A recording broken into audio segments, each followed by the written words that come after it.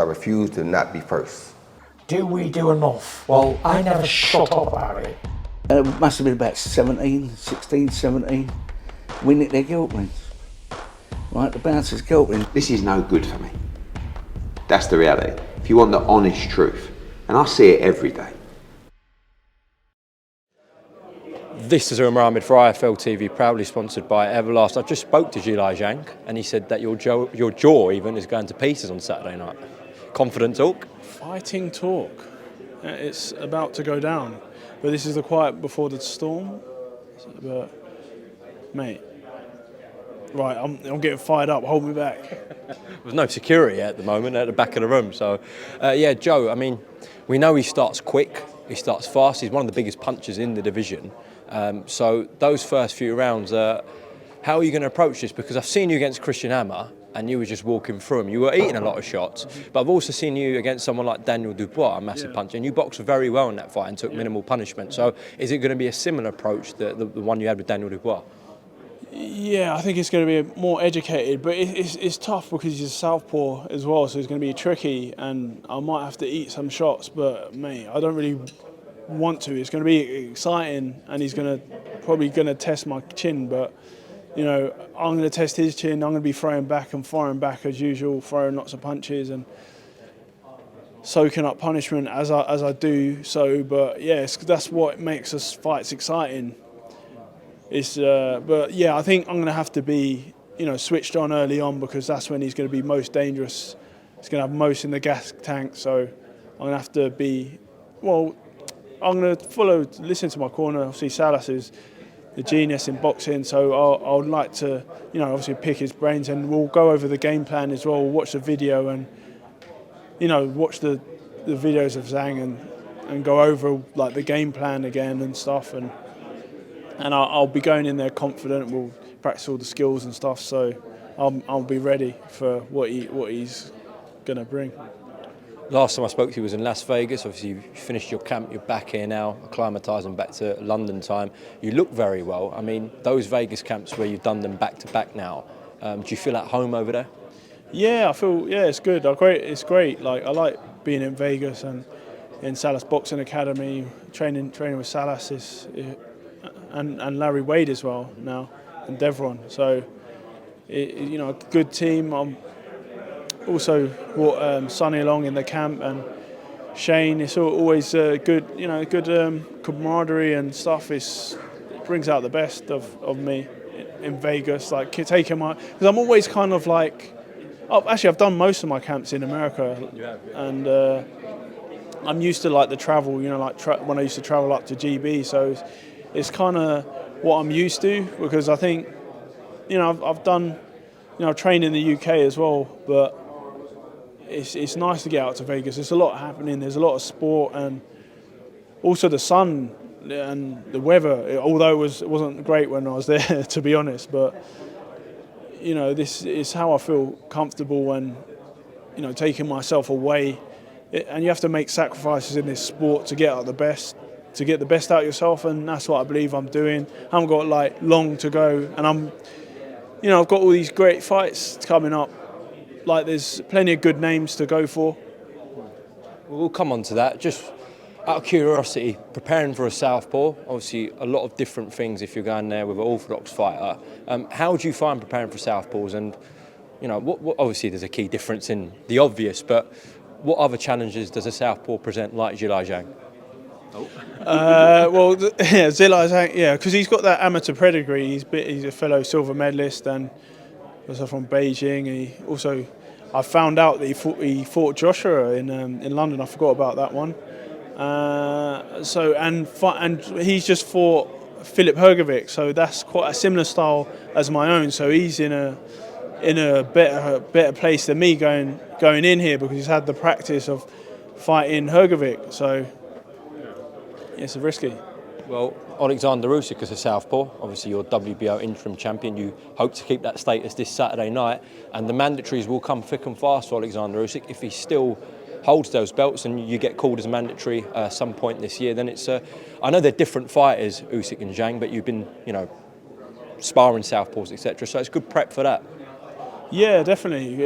And also the sparring as well has been very helpful to get ready for Zhang, and yeah, especially for the likes of Usyk and Fury. I'm going to need to have been in with a good southpaw, and that's where Zhang comes in.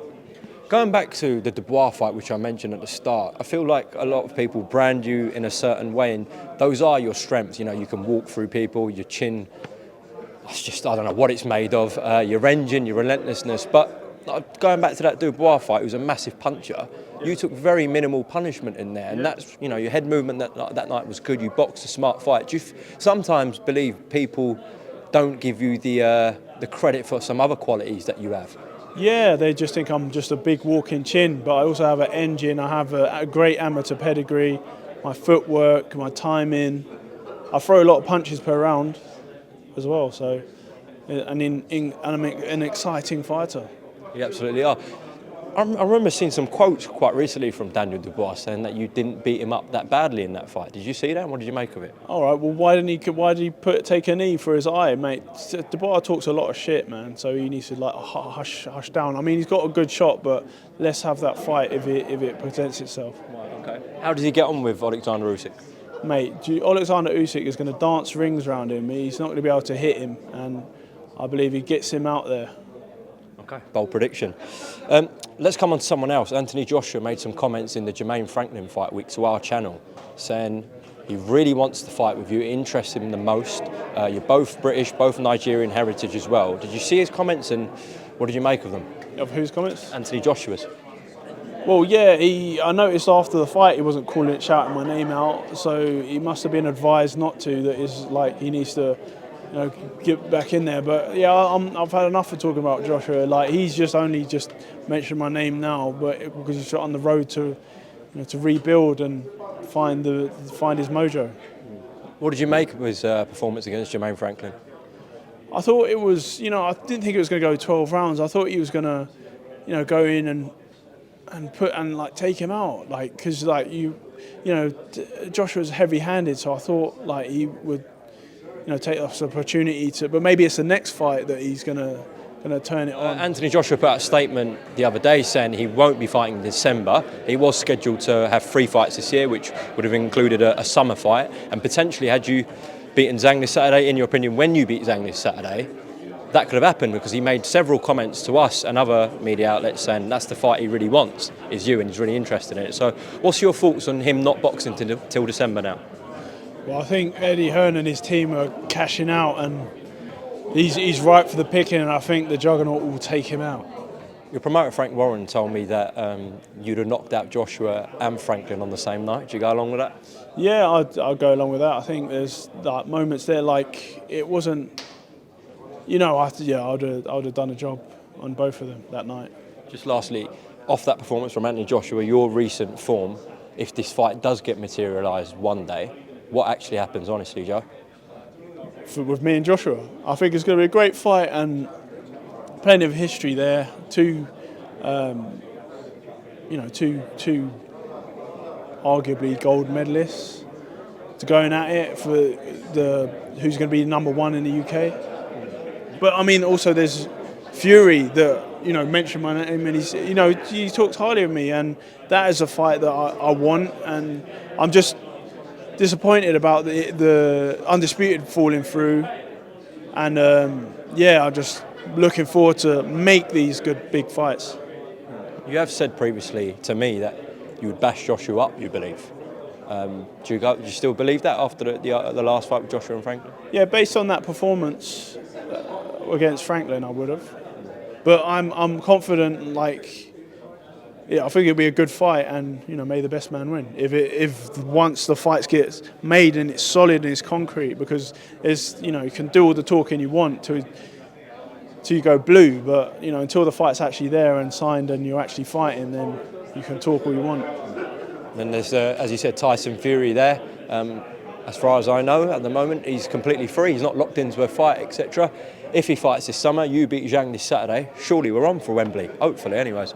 Yeah, I'm hopeful for that. I've got my toes crossed as well. So, like I can only do what I can do. You know, I do what I do in the gym, and I get myself prepared for these fights. But like, it's just making them. I use, you know, I do my side of the bargain. I do my job in the ring and in training camp. So it's down to, you know, my management and my promoters to make these fights, and then I can prepare for them.